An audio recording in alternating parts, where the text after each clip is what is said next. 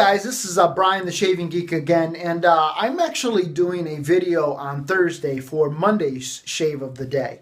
And the reason why I'm doing this is because I used the soap for a second time and had a bit of a different result.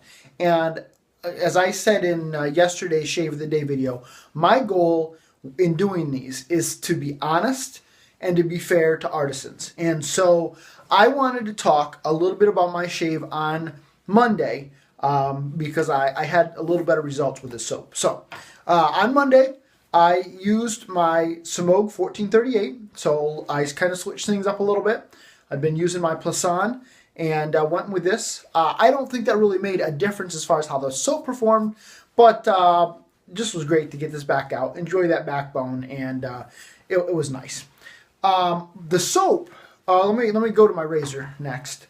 I used my grandfather's Gillette Milord, and I have this loaded right now with a Kai blade. So this was shave number 2 on this Kai blade, and I am really liking the Kai blade. I'm very impressed with it, and I think that's going to be a blade that's going to work well for me. It's probably one that I'm going to investigate in getting added to my den. The soap. Now, this is really what I wanted to talk about. I used, once again, the Reef Point Test Depth. And I'm going to use this again tomorrow. Even though I just got in the Katie's Bubbles, and I'm so excited to use that, technically I should have had this out today, but I was traveling, and I couldn't be in 2 places at one time. Maybe I should have taken this with me and tried to mail it from where I was at. But Jason, forgive me. I will get this in the mail tomorrow. But I'm going to shave with this one more time.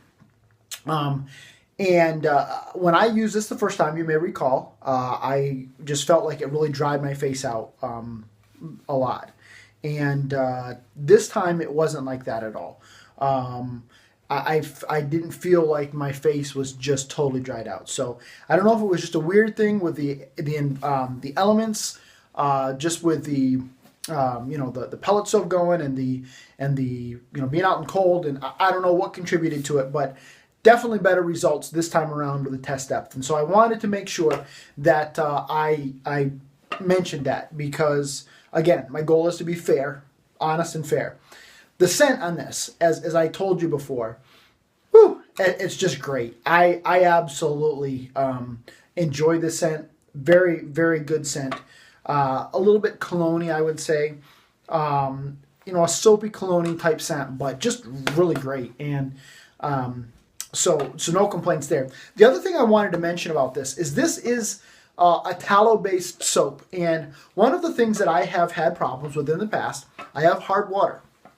And so sometimes I have a bit of a difficulty lathering tallow-based soaps. That's just been my experience. I got some soap samples from Mike's soap, Mike's Natural Soaps, and I had a bear of a time trying to get those things to lather. Now, quite frankly, again, in full disclosure, that was back when I had first gotten into the hobby.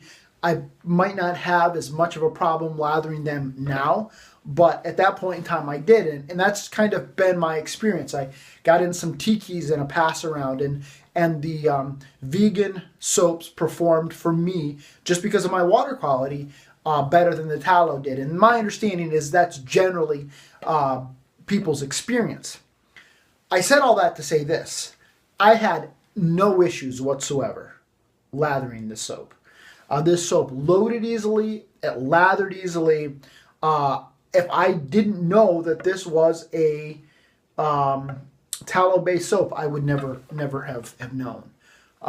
There was just performance on this was very good. So Eric, very good job there.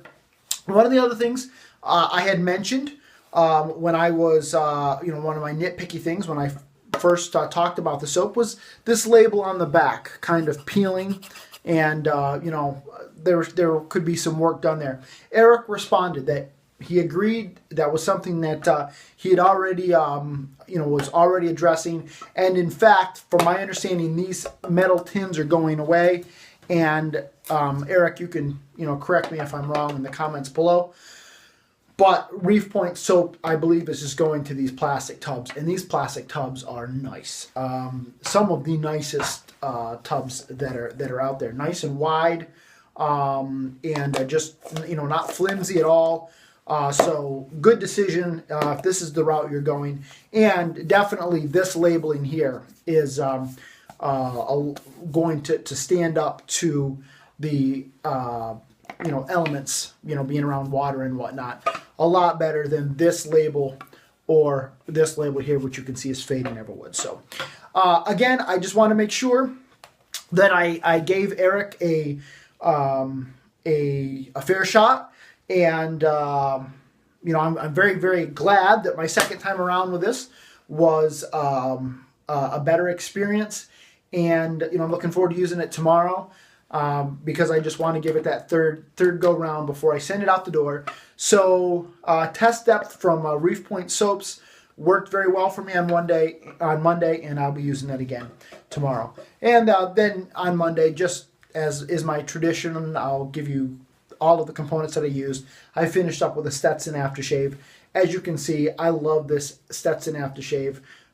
Just about all gone. And I probably won't go through it as quickly as I have in the past, just because I've gotten so many other aftershaves in. I've gotten the fines in, and I've gotten Cramperts and Captain's Choice. A lot more of the artisan aftershaves. But this, for just a classic scent, I love the Stetson, and it's tough to beat it. So anyhow, that's was my shave on Monday. I apologize that I didn't get this video done sooner.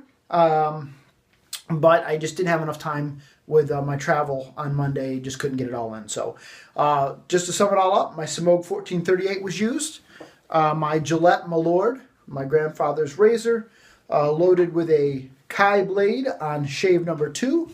I used the Reef Point soap test depth from the Shave Market PassAround. And then I finished up with the Stetson Cooling Moisture aftershave.